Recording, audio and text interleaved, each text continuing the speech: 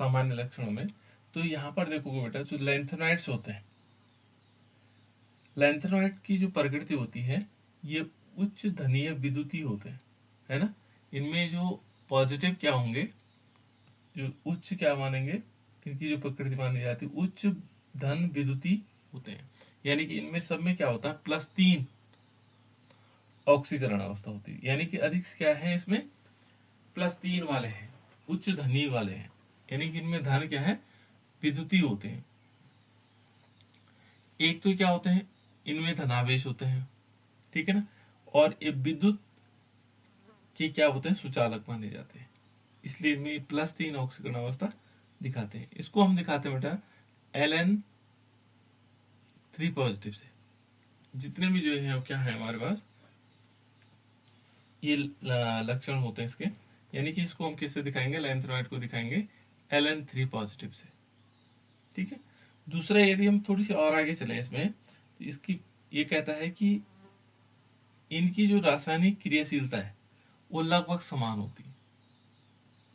इनकी जो रासायनिक क्रियाशीलता है वो कैसी होती है, समान होती है, ठीक है ना। जो क्रियाशीलता क्या होगी, लगभग समान होती है ना। और इसमें क्या होंगे, जो इलेक्ट्रॉन होंगे, जो इलेक्ट्रॉन भरे जाएंगे वो 4f कक्षा में भरे जाते हैं। इलेक्ट्रॉन कहाँ भरे जाते हैं, 4f में, है ना। एक दो जगह छोड़ करके, बात छोड़ करके ये इलेक्ट्रॉन कहाँ भरे जाते हैं, 4f में, ठीक है ना। ये रासायनिक क्रियाशीलता क्या मानी जाती है, ये अपनी रासायनिक क्रियाशीलता में बहुत ही कम भिन्नता प्रदर्शित करते हैं। यानी कि लगभग लगभग क्या होते हैं, समान ही इनकी रासायनिक अभिक्रियाएं होती हैं, ठीक है।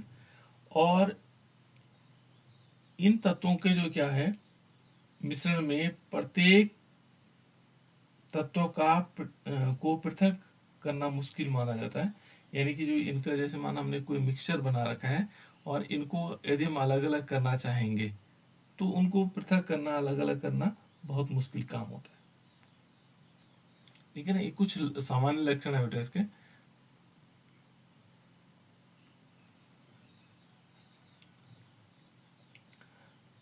लैंथेनॉइड में क्या होता है, सामान्य रूप से डी जो ब्लॉक के तत्व होते हैं, है ना, से अधिक क्रियाशील होते हैं। यानी कि जो डी ब्लॉक के एलिमेंट थे हमारे पास उनसे ज्यादा क्रियाशील कौन होते हैं, एफ ब्लॉक के एलिमेंट होते हैं। ये जो 4f सीरीज है ये ज्यादा क्या होंगे, क्रियाशील। तो 4f की क्रियाशीलता क्या होगी, क्रियाशीलता डी ब्लॉक से अधिक होती है, डी ब्लॉक से अधिक होती है, ठीक है ना। इस डी ब्लॉक से क्या होगी, अधिक होगी, अधिक होगी। ये इसमें कुछ सामान्य लक्षण है ना। अब जो इसमें महत्वपूर्ण लक्षण कौन कौन से हो सकते हैं डी ब्लॉक के, एफ ब्लॉक के, 4f ब्लॉक के, तो कौन कौन से हो सकते हैं, ठीक है ना। तो यहाँ पर देखोगे बेटा इसमें कि सभी लैंथेनॉइड्स, ठीक है ना, जितने भी लैंथेनॉइड्स हैं, यहाँ पर हम कह सकते हैं कि सभी जो लैंथेनॉइड्स हैं, है ना, या एलन, इसको हम एलन भी लिखते हैं बेटा, लैंथेनॉइड्स को हम क्या लिखते हैं, एलन, है ना। चांदी की तरह क्या होते हैं, सफेद होंगे। यानी कि कैसे होंगे, इनका जो क्या होंगे, चांदी की तरह, मतलब बहुत ही चमकदार होंगे। तो हम कह सकते हैं सफेद होंगे। और दूसरा नरम होंगे, नरम माने मुलायम, है ना, सफेद और नरम होते हैं। तो यहाँ पर जितने भी हमारे पास लैंथेनाइड्स हैं ये चांदी के समान सफेद और नरम मान होते हैं, ठीक है। ये क्या करते हैं, वायु के संपर्क में आते ही क्या हो जाती है, इनकी चमक कम हो जाती है। जैसे आप लोगों ने देखा होगा कि एल्युमिनियम के तार जब आए थे, घरों में लगते थे, जैसे माना बिजली के एल्युमिनियम के तार होते थे, तो जब वो नए नए आते थे तो बहुत चमकदार होते हैं। लेकिन कुछ समय वायु के संपर्क में रहने के बाद वो क्या हो जाते हैं, डल कलर आ जाता है। यानी कि इसमें भी सेम ऐसे ही है, जितने भी D block F block element हैं वो होते तो बहुत चमकदार है, लेकिन कुछ समय बाद जब वायु के संपर्क में आते हैं धीरे धीरे उनसे अभिक्रिया करते हैं और उनकी चमक क्या हो जाती, खत्म हो जाती है ना। तो ये बहुत महत्वपूर्ण गुण है इसका कि वायु के संपर्क में आने पर क्या हो जाते हैं, वो चमक खो देते हैं। और एक और कंडीशन है कि जैसे परमाणु क्रमांक बढ़ेगा, है ना, इनकी जो क्या होगी, नरमता होगी, है ना, या मुलायमता होगी, उसमें कमी आएगी। यानी कि हम सिंपल कह सकते हैं कि जैसे जैसे परमाणु क्रमांक क्या होगा, परमाणु क्रमांक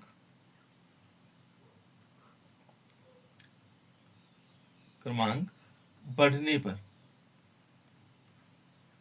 जैसे जैसे परमाणु क्रमांक बढ़ेगा तो वैसे वैसे क्या होंगे, ये कैसे होंगे, कठोर होते चले जाएंगे,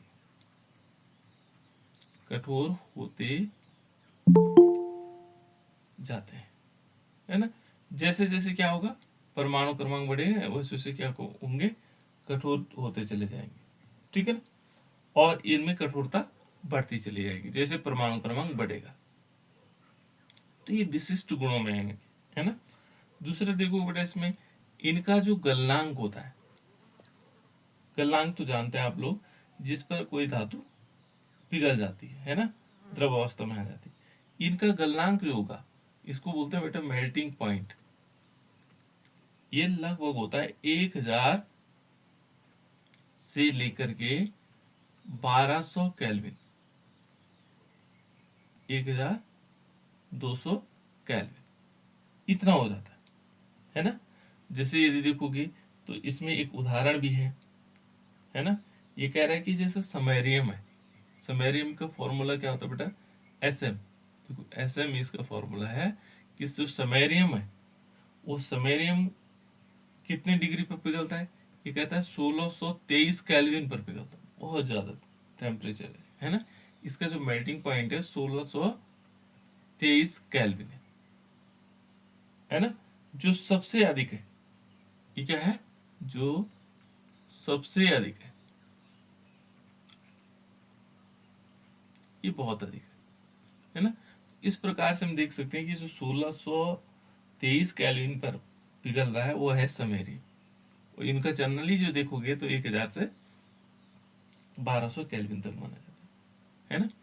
इसके बाद देखो एक और है, ये कहते हैं कि ये जो धातुएं होती हैं, उष्मा और विद्युत, दो चीजों की, एक तो उष्मा होगी और दूसरा क्या होंगी, विद्युत, इनकी सुचालक होती है, सुचालक होती है। सुचालक का मतलब, यदि तुम सुचालक देखा होगा, जैसे माना एक लकड़ी का इतना बड़ा टुकड़ा है ना, इसमें यहां से बिजली का तार लगाओ और क्या यहाँ करंट आएगा, नहीं आएगा, क्योंकि कुछ चालक है, इसमें विद्युत धारा नहीं प्रवाहित होगी। एक चीज और है, इसको यहाँ गर्म करो, मान लीजिए हमने इसको इस कोने से गर्म किया, लकड़ी का एक टुकड़ा लिया और इसका इस कोने से गर्म किया, यहाँ से गर्म किया, क्या ये गर्मी यहाँ तक आएगी, नहीं आएगी, ये जलता चला जाएगा, है ना। यदि हरी लकड़ी हो तो अलग बात है, लेकिन वह जलता चला जाएगा। लेकिन यदि हम लोहे की रॉड को, माना एक सरिया का टुकड़ा हमारे पास है, इसको यहाँ गर्म करेंगे तो धीरे धीरे यहाँ तक गर्म आएगा। जैसे आप लोगों ने फ्राई पैन को देखा होगा, फ्राई पैन हमने बर्तन फ्राई पैन यहाँ रखा और उसका हैंडल यहाँ तक है, तो धीरे धीरे पहले गर्म होता है, धीरे धीरे यहाँ तक गर्म हो जाता है। इसलिए उसमें क्या लगाया जाता है, बाहर से बैकेलाइट का क्या किया जाता है, एक ये ढक्कन के चारों ओर काले रंग का बैकेलाइट का हैंडल लगाया जाता है उसमें, ताकि वो गर्म ना हो, है ना। तो यहाँ पर क्योंकि जो उष्मा के सुचालक होंगे, उनमें उष्मा एक जगह से दूसरी जगह तक प्रवाहित होंगे। तो ये जो दो, ये क्या है बेटा, जितने भी हमारे पास लैंथेनॉइड्स हैं, वो क्या होते हैं, ऊष्मा और विद्युत के क्या होते हैं, सुचालक होते हैं। इनमें विद्युत धारा प्रवाहित की जा सकती है और ऊष्मा एक जगह से दूसरी जगह भी जा सकती है, ठीक है ना। अब एक और गुण है इसका कि इनकी जो ठोस अवस्था व विलयन अवस्था, दोनों अवस्थाओं में कैसे होते हैं, एक, चाहे हम इसको ठोस अवस्था देखेंगे, ठीक है ना, या ठोस को जब पानी में मिला देते हैं तो विलयन अवस्था हो जाती है ना, ये विलयन अवस्था, चाहे ठोस अवस्था हो चाहे विलयन अवस्था हो, इन दोनों अवस्थाओं में जो इनके जो आयन होंगे, ठोस अवस्था में या विलयन अवस्था में, इनके जो आयन होंगे वो कैसे होंगे, रंगीन होंगे। इनके आयन कैसे होंगे, रंगीन होंगे, कलर्ड होंगे, ये ध्यान रखिए। ये कैसे होते हैं बेटा, कलर्ड होते हैं। इनके जो आयंस होते हैं वो कैसे होते हैं, कलर्ड होते हैं। तो यहाँ पर हम समझ सकते हैं कि ये कलर्ड हो सकते हैं कैसे, जब ये क्या होंगे, ठोस अवस्था में होंगे या विलयन अवस्था में, दोनों अवस्थाओं में क्या होंगे, रंगीन। और उसका कारण क्या हो सकता है बेटा, उसका यदि कारण देखोगे तो उसका कारण क्या है, इनमें उपस्थित रंगीन होने का कारण क्या है, यहाँ पर हम कारण देखेंगे। इसका कारण क्या है रंगीन होने का, यहाँ पर क्यों होता है बेटा कोई चीज रंगीन, बताओ तो आप लोग, उनमें कलर कैसे आता होगा, आप लोग बताओ कैसे आता होगा।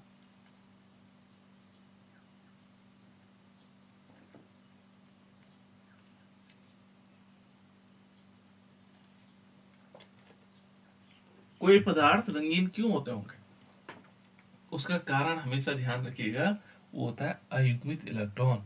याद रखना बेटा, है ना, क्या होते हैं, अनपेयर्ड इलेक्ट्रॉन, उसको कहा जाता है अयुग्मित इलेक्ट्रॉन। तो यहाँ पर जो ये इनके जो आयन हैं वो रंगीन होने का कारण क्या है, उपस्थित अयुग्मित इलेक्ट्रॉन, उपस्थित अयुग्मित इलेक्ट्रॉन, इलेक्ट्रॉन जो अयुग्मित इलेक्ट्रॉन होंगे उसके कारण ही क्या होते हैं, कलर्ड होते हैं, रंगीन। ठीक है ना, इसी कारण क्या माना जाता है, कलर्ड माने जाते हैं। ठीक है, और यहां पर देखोगे कि जो लैंथरम 3 पॉजिटिव वाले हैं, 3 पॉजिटिव है, वह क्या होगा, ल्यूटीशियम 3 पॉजिटिव, है ना, सभी आयन क्या होंगे,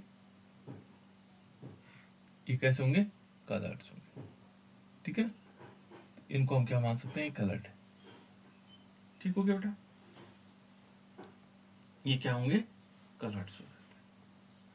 अब इसमें देखिए यहां पर क्या होंगे, जितने भी हमारे पास क्या है लैंथराइड्स हैं, ये अनुचुंबकीय होंगे,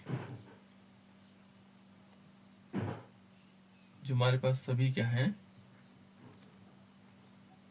लैंथराइड्स हैं,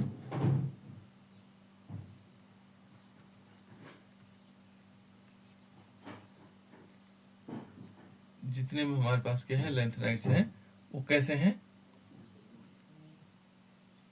लैंथराइड्स आयन हैं, वो क्या होंगे, अनुचुंबकीय होते हैं, पैरामैग्नेटिक। कौन होते हैं बेटा अनुचुंबकीय, जिनके पास अयुग्मित इलेक्ट्रॉन पाए जाते हैं, अनुचुंबकीय। ये कैसे हैं, अनुचुंबकीय, याद रखना, पैरामैग्नेटिक, है ना।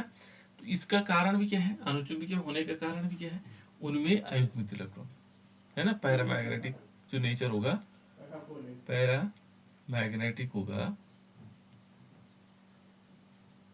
जो पैरामैग्नेटिक होगा वो भी किसके कारण है, उसमें अयुग्मित इलेक्ट्रॉन के कारण, किसके कारण है, अयुग्मित इलेक्ट्रॉन के कारण। ठीक हो गया, तो यहाँ दोनों चीजें हमें पता लग गई बेटा कि किसके कारण ये यहाँ एक कलर्ड होते हैं और इनमें क्या होता है, अनुचुंबकीय गुण भी पाया जाता है। तो ये हो गए इनके सामान्य लक्षण, ये कुछ जनरल क्या है इसके लक्षण। ये दोनों लक्षण लास्ट वाले जो हमने बताए थे, कलर्ड वाले और अनुचुंबकीय गुण, ये बहुत इंपॉर्टेंट माना जाता है। नेक्स्ट है बेटा इसमें आयनन इंथैल्पी, अच्छा ये आकार वाला है ना, चलो ये तो बाद में बताएंगे। इसके बाद बेटा इसमें आयनन इंथैल्पी, तो यहाँ पर एक और गुण है इसका, वो है आयनन इंथैल्पी, आयनन एंथैल्पी। ठीक है ना, ये आयनन एंथैल्पी, इंथैल्पी का मतलब यहाँ ऊर्जा से बेटा, है ना, ऊर्जा से। तो यहाँ पर हम कह सकते हैं कि जो लैंथेनाइड्स हैं और इनका जो प्रथम आयनन होगा, प्रथम आयनन का मतलब होगा इनमें से पहला इलेक्ट्रॉन जब निकलेगा, है ना, जो क्या होगा, पहला इलेक्ट्रॉन निकलेगा तो उसको कहते हैं प्रथम आयनन एंथैल्पी। ठीक है ना, मान लीजिए कोई लैंथेनाइड्स हमारे पास, मैंने सीरियम है ना, और सीरियम है 58, इसमें से जब एक इलेक्ट्रॉन निकलेगा, यानी कि सीरियम जब एक पॉजिटिव चार्ज बनाएगा, तो ये है बेटा इसकी प्रथम आयनन एंथैल्पी। वंशज कुछ कहना चाह रहे हो बेटा?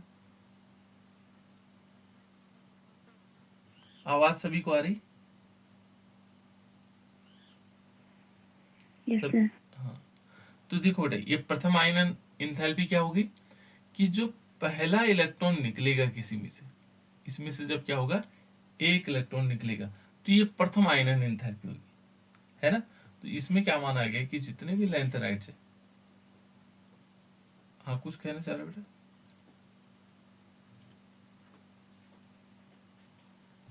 जितने भी लैंथेराइड्स हैं उनमें से जब एक इलेक्ट्रॉन निकलेगा तो प्रथम आयनन एंथैल्पी होगा, और उसका मान कितना होता है, वो होगा 600 किलो जूल पर मोल।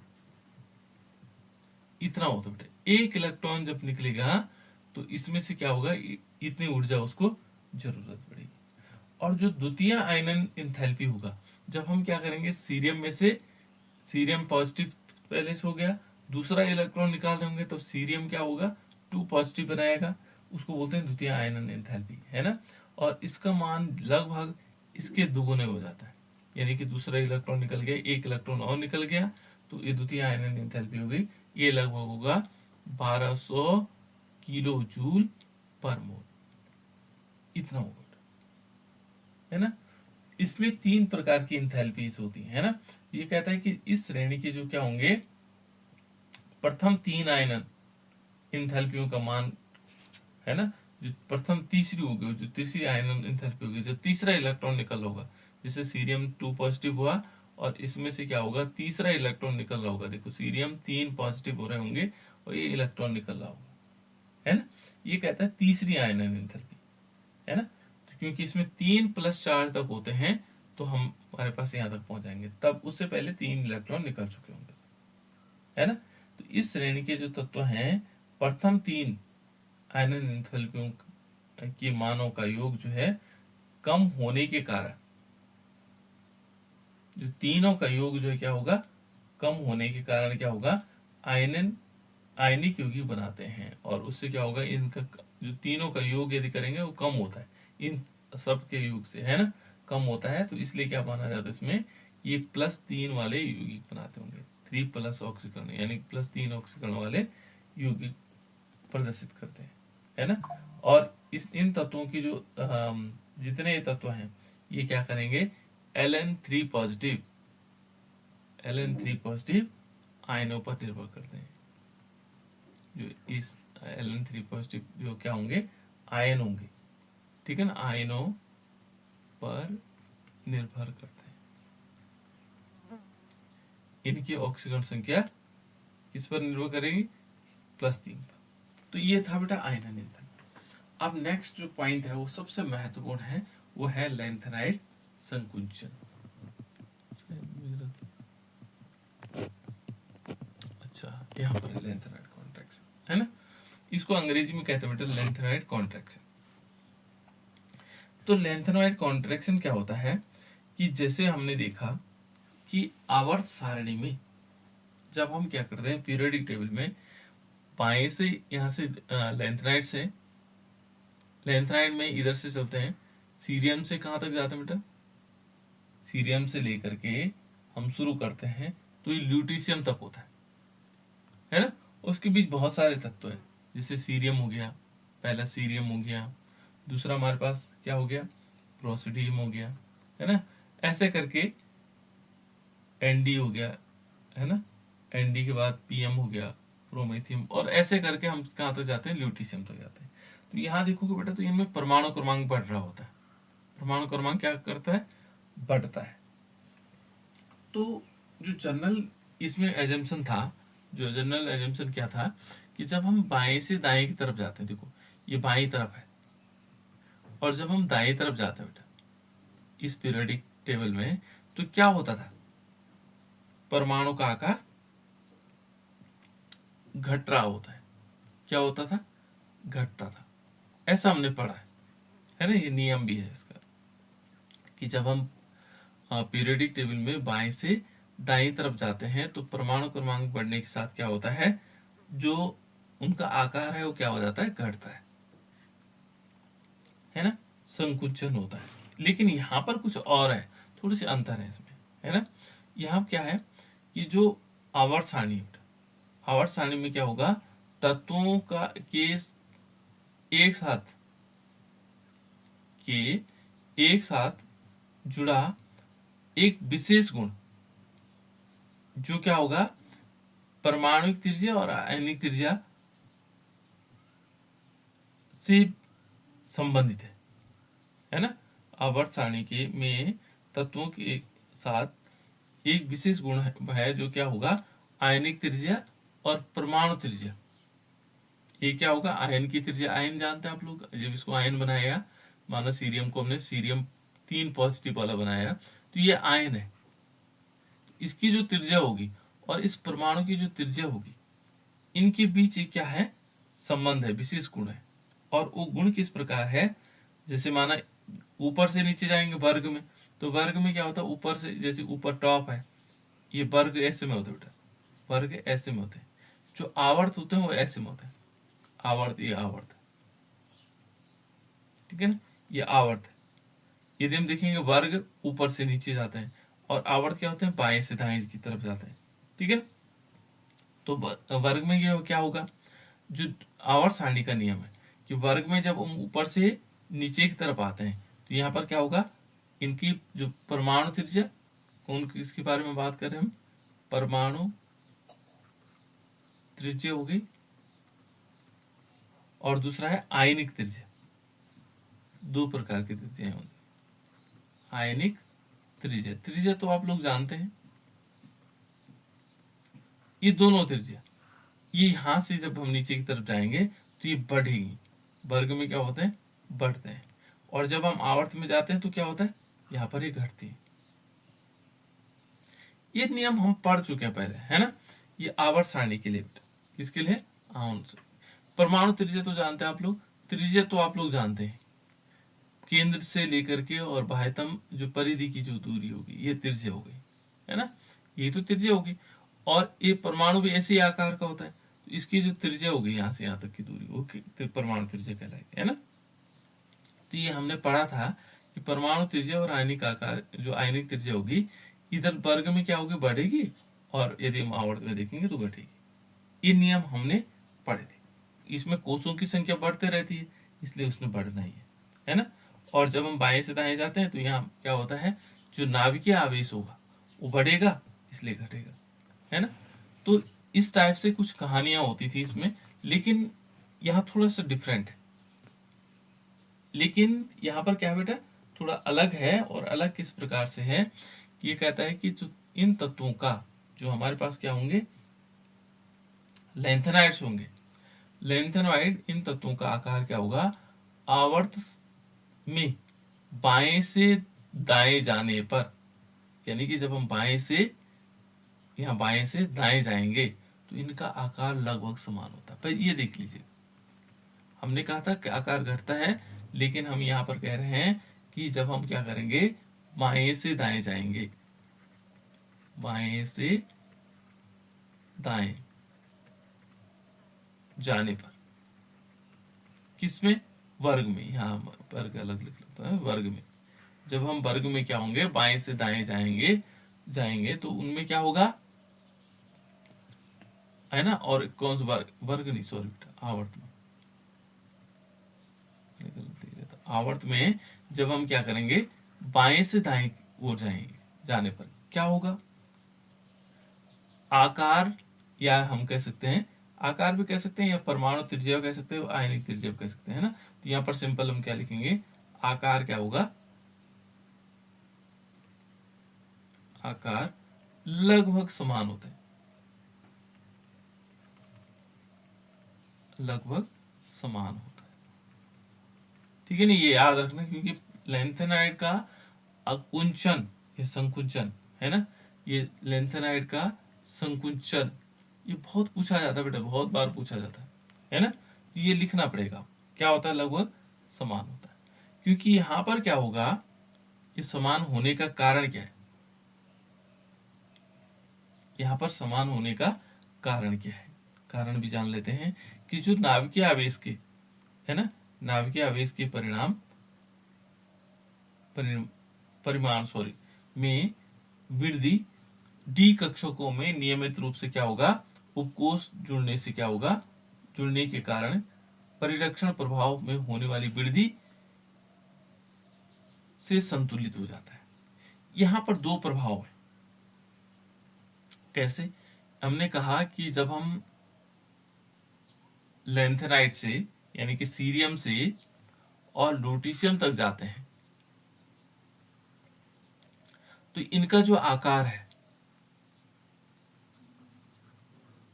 इनका आकार समान होता है, एक जैसे होता है। तो ऐसा क्यों होता होगा, है ना? तो यहां पर दो चीजें बेटा, और वही लैंथेनाइट का संकुचन प्रभाव देखा जाता है। तो यहां पर क्या है, मान लीजिए एक तो है नाभिकीय आवेश, याद रखिएगा बेटा, नाभिकीय आवेश, ये समझने वाली चीज है, नाभिकीय आवेश। और दूसरा इसमें क्या है, ये इंपॉर्टेंट क्वेश्चन है, इसको इंपॉर्टेंट कर लीजिएगा, प्रत्येक बार पूछा जाता है एग्जाम में, ठीक है ना, लैंथेनाइट कॉन्ट्रैक्शन। और इसका जो ये पार्ट है समझने वाला, यहां पर क्या है, ये जो नाभिकीय आवेश है, और दूसरा इसमें क्या होता है, परिरक्षण प्रभाव है, परिरक्षण प्रभाव। ये दो शब्द आपके लिए अलग है, ठीक है ना। ये न्यूक्लियर चार्ज कहते हैं और इसको हम बोलते हैं स्क्रीनिंग इफेक्ट। दो चीज यहां पर काम करती है, जिसके कारण क्या हो जाते हैं, ये जो है समान आकार के होते हैं, अदरवाइज नहीं होता था बेटा, है ना। तो ये क्या, यहां पर यदि देखेंगे तो नाभिकीय आवेश क्या है, जैसे सीरियम में देखो, इसको ऐसे समझ लो बेटा, इसका परमाणु क्रमांक 58, इसमें 58 क्या है, प्रोटॉन है, इसमें 58 ही क्या है, इलेक्ट्रॉन है, ठीक है ना। प्रोटॉन भी उतने हैं और इलेक्ट्रॉन भी उतने हैं। तो इसको यदि देखेंगे तो इसको बोलते हैं नाभिकीय आवेश। जैसे नाभिकीय आवेश बढ़ रहा है, इलेक्ट्रॉन और प्रोटॉन बढ़ रहे हैं, तो इनमें फोर्स ऑफ अट्रैक्शन बढ़ेगा, इनके बीच क्या होगा, फोर्स ऑफ अट्रैक्शन। यानी कि इसके बाद सीरियम के बाद यदि प्रोसीडियम में देखेंगे तो 59 है, तो 59 क्या हो जाएंगे बेटा, इसमें प्रोटॉन हो जाएंगे और 59 ही क्या होंगे, इलेक्ट्रॉन हो जाएंगे। ये आवेश बढ़ रहा है, देखो यहाँ कम था आवेश, यहाँ थोड़ा ज्यादा आवेश हो गया। तो इसमें क्या होगा, आवेश के कारण क्या होना चाहिए था इनको, यहाँ थोड़ा बड़ा होना चाहिए था, इसको थोड़ा छोटा होना चाहिए था। क्यों? क्योंकि यहाँ आवेश बढ़ा तो और नजदीक आना चाहिए। ये है नाभिकीय आवेश, इसको हम समझ रहे हैं यहाँ पर, न्यूक्लियर चार्ज ऐसा होना चाहिए था। लेकिन ये कह रहा है कि इनका आकार बराबर होता है लगभग, ये भी इतने बड़ा होगा तो ये भी इतने बड़ा होगा, दोनों बराबर होंगे आकार। तो एक तो नाभिकीय आवेश तो ऐसा काम करता है कि जैसे जैसे बढ़ेगा वैसे वैसे उनका आकार छोटा करता चला जाएगा। लेकिन दूसरा प्रभाव यहाँ स्क्रीनिंग इफेक्ट, परिरक्षण प्रभाव, ठीक है ना। और जो परिरक्षण प्रभाव है वो क्या करेगा, इसमें जो डी कक्षक है, डी इलेक्ट्रॉन के नियमित रूप से क्या होगा, वृद्धि से, है ना। यानी यहां पर वृद्धि किस में हो रही है, देखो यहाँ दो चीजें बेटा, देखो जैसे हम इसका देख देंगे, प्रोसोडियम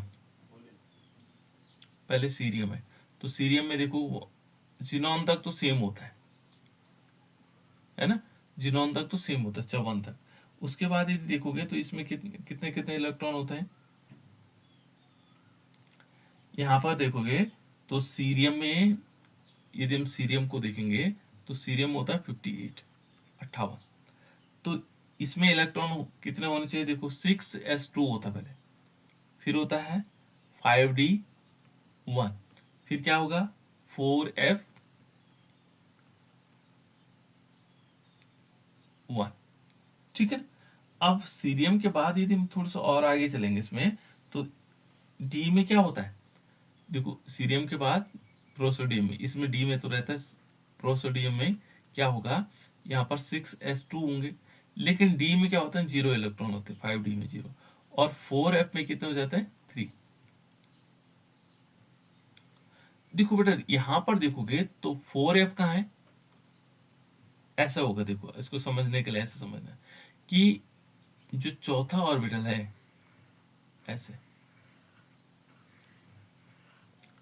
पहला तो ये है, दूसरा ये है, तीसरा ये है, चौथा ये है, लेकिन पांचवा इसके बाद है, छठा कौन सा ये है ना।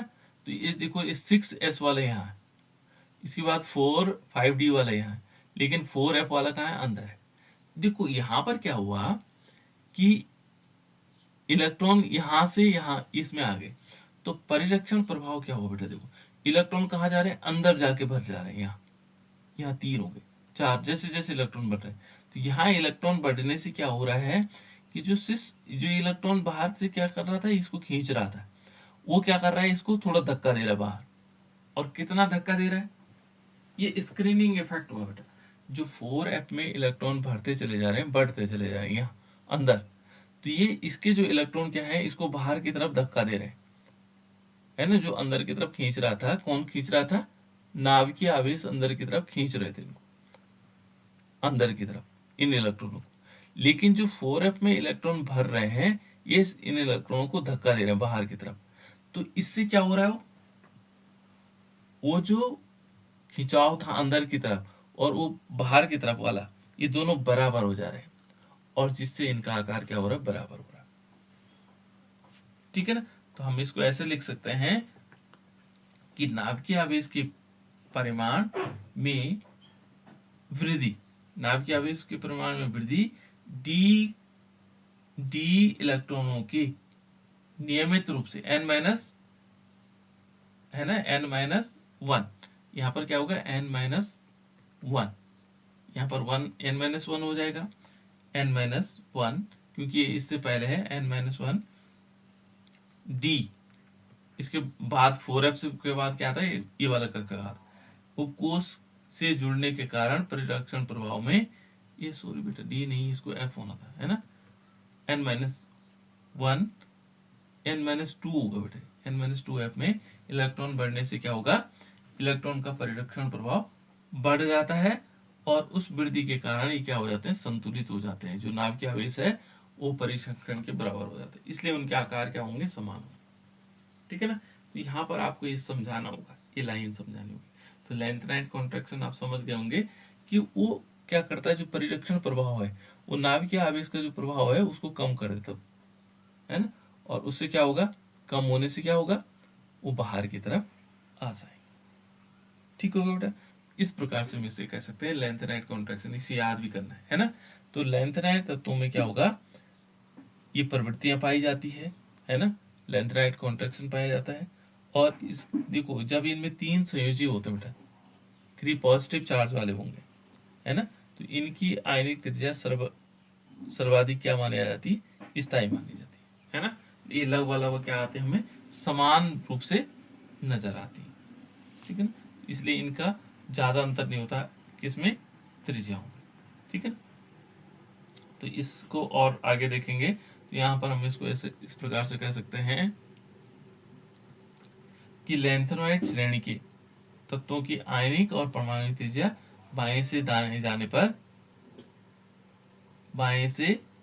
जाने पर होने वाली कमी लेंथेनाइड संकुचन कहलाता है ना।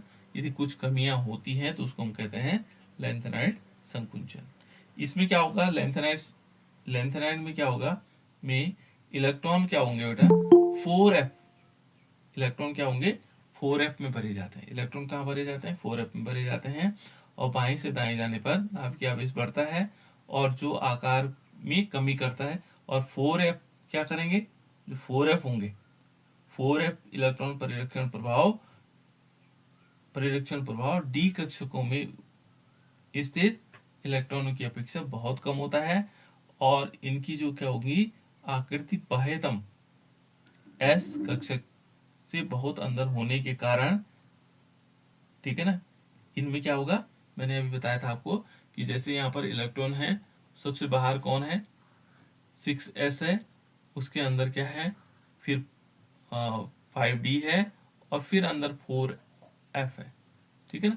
तो यहाँ इलेक्ट्रॉन यहाँ पर जाते हैं, तो जैसे जो नाभिकीय आवेश है इसको खींच रहा था, यहाँ पर 4f में जब इलेक्ट्रॉन भरे जाएंगे तो इलेक्ट्रॉन इसको बाहर की तरफ धक्का देते हैं, तो ये बराबर होते हैं, लेकिन फिर भी उसमें थोड़ा सा क्या होगा, कमी आ जाती है ना। तो इसी को हम क्या बोलते हैं, लेंथेनाइट संकुचन कहते हैं। ये काफी अंदर होता है ना। और जब बाएं से दाएं जाने पर परमाणु और आयनिक त्रिज्या का मान थोड़ा घटता है तो इसे हम क्या कहते हैं, लेंथेनाइड संकुचन कहते हैं। वैसे इनका आकार क्या होता है, लगभग समान होता है, लेकिन फिर भी क्या होता है, थोड़ी मात्रा में क्या आ जाता है, कमी आ जाती है, उसी को क्या कहा जाता है बेटा, लेंथेनाइड संकुचन। वैसे इनका आकार क्या होता है, लगभग समान होता है ना। समान होने का मतलब कि ये ज्यादा अंतर नहीं होता इनमें, है ना, लेकिन फिर भी इनमें क्या होगी, कमी होगी, तो उसको कहा जाता है लेंथेनाइड संकुचन कहा जाता है। इतनी बात क्लियर हो गई बेटे। अब हम थोड़ी और आगे चलते हैं इसमें। देखो यहाँ पर जो लेंथेनाइड संकुचन के कारण क्या है, ये कह रहा है कि या परिणाम क्या है, इनके परिणाम क्या है, किसके कारण होता होगा लेंथेनाइड संकुचन, किसके कारण होता होगा, है ना, किसके कारण ये लेंथेनाइड संकुचन होता होगा। तो लेंथेनाइड संकुचन का कारण है परिणाम, या हम ये कह सकते हैं कि सॉरी, तो परिणाम की बात कर रहे बेटा, है ना। देखो इसके परिणाम यानी कंसिक्वेंस ऑफ लेंथेनाइड कॉन्ट्रैक्शन, इसका परिणाम क्या होता है, यदि मानो इसमें संकुचन हुआ है ना, लेंथेनाइड कॉन्ट्रैक्शन हुआ, तो उसका कारण, उसके उसका क्या परिणाम होगा, है ना, क्या चीजें हो सकती है। तो एक तो कुछ चीजें नोट करने बेटा आप लोगों ने, ये है जैसे लेंथेनाइड का पृथक्करण होता है इससे, लेंथेनाइड, ठीक है ना, इसका इसके कारण क्या हो सकता है, एक लेंथेनाइडों का पृथक्करण हो जाता है, ये पृथक हो जाते हैं, अलग हो जाते हैं, है ना, पृथक्करण, एक तो होगा पृथक्करण। दूसरा होगा हाइड्रोक्साइड की क्षारीय सामर्थ्य में अंतर हो जाता है। जो हाइड्रोक्साइड होते हैं जिनमें OH ग्रुप होता है ना, कि जो क्षारीय सामर्थ्य होती है, क्षारीय सामर्थ्य में अंतर आ जाता है, ये अंतर, इनकी जो क्षारीय सामर्थ्य है उसमें अंतर आ जाता है। और दूसरा इसमें एक और पॉइंट्स भी हैं कि जैसे इनमें समान वर्ग समान वर्ग का मतलब हो गया, जैसे इसी के जो समान एक वर्ग है तो दूसरे वर्ग उसी के समान वर्ग, है ना। जैसे ये तो कहता है समान वर्ग, जैसे द्वितीय वर्ग है एवं तृतीय है,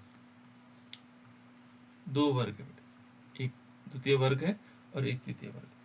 संक्रमण श्रृंखला, जो संक्रमण क्या होंगी, श्रृंखला के तत्वों का जो आकार होगा उनमें समानता पाई जाती है, यानी कि जो जैसे सेकंड है या थर्ड है ना, वर्ग है, उनमें क्या होगा, आकार में समानता पाई जाती है, ठीक है। तीसरे इसके कारण हुआ, ये किसके कारण हुआ, ये जो हमारे पास लेंथेनाइड कॉन्ट्रैक्शन हो। और तीसरा यदि देखेंगे एक पॉइंट है, ये है मानक अपचयन विभव में भिन्नता होती है। जो मानक अपचयन विभव होगा, मानक अपचयन विभव, मानक अपचयन विभव में भिन्नता, ये जो मानक अपचयन विभव है बेटा, इसमें भिन्नता होती है ना, इसी के कारण, बाकी इनके डिटेल में बताऊंगा आप लोगों को। एक और होता है इसमें गलनांक, गलनांक आप लोग जानते हैं, गलनांक हो गया, क्वथनांक हो गया, गलनांक हो गया, क्वथनांक हो गया, है ना, क्वथनांक और कठोरता, जो भौतिक गुण है ना, भौतिक गुणों में भिन्नता होती है, या यह हम कह सकते हैं आदि एक्सेट्रा, आदि क्या होंगे, भौतिक गुणों में भिन्नता होती है, भौतिक गुणों में भिन्नता होती है, में भिन्नता पाई जाती है, यानी कि अलग अलग होती भिन्नता होती है ना, ये आ जाता है। ये इनका जो अपचाय गुण है, ठीक है, ये क्या है बेटा, लेंथेनाइड का कॉन्ट्रैक्शन यहाँ है कि हम कह सकते हैं इसके इतने कारण हो सकते हैं जो यहाँ पर होते हैं इसमें, है ना। एक अपचाय गुण होता है ना, तो बाकी तो आगे देखेंगे। तो इतने गुणों को हम इसमें पढ़ेंगे, है ना। यानी कि लेंथेराइड का जो क्या है, संकुंचन के परिणाम क्या हो सकते हैं, है ना। इसका जैसे लेंथेराइड में कॉन्ट्रैक्शन हुआ तो क्या क्या चीजें हो सकता है उसके कारण। ये जैसे OH की जो हमारे पास OH है, क्षारीय सामर्थ्य में अंतर होता है ना। लेंथेराइड का पृथक्करण होता है, उनकी जो है क्या होगा, लेंथेराइड का पृथक्करण हो सकता है। OH की जो OH क्षारीय क्या होंगी, सामर्थ्य होगी, उसमें अंतर आ जाएगा। जो समान वर्ग होंगे द्वितीय और तृतीय, उनमें संक्रमण श्रृंखला के जो तत्व होंगे उनके परमाणु के जो आकार में समानता होगी, है ना। मानक अवचयन विभव में भिन्नता होगी, इनका गलनांक, पठनांक और कठोरता आदि जो जितने भौतिक गुण है उनमें भिन्नता होगी, है ना। ये कुछ गुण किसके कारण हुआ, ये सब हुआ लेंथेराइड कॉन्ट्रैक्शन के कारण। लेंथेराइड में जो कॉन्ट्रैक्शन हुआ उसके कारण हुआ, ठीक है। ये वही पॉइंट है, देखो सेपरेशन ऑफ लेंथेराइड, लेंथेराइड का पृथक्करण, difference in basic properties of hydroxide, जो उनका हाइड्रोक्साइड है उनकी जो बेसिक प्रॉपर्टीज है उनमें अंतर आ जाता है। Approximately similar size of second and third transition series, दूसरी और तीसरी ट्रांजिशन सीरीज है उनमें सिमिलर क्या होते हैं, आकार होंगे उनके, है ना। ये देखो variation in standard reduction potential, उनमें स्टैंडर्ड रिडक्शन पोटेंशियल है उसमें क्या होगा, वेरिएशन होगा। और variation in physical properties like melting point and boiling point etcetera, है ना, जो उसकी फिजिकल प्रॉपर्टीज हैं उनमें भी अंतर होता है। तो ये कुछ गुण हैं किसके कारण होते हैं बेटा, ये होते हैं लेंथेराइड के संकुचन के कारण, ठीक है ना। इतनी बात याद रखेंगे आप लोग, ठीक है। इनको मैं कल बताता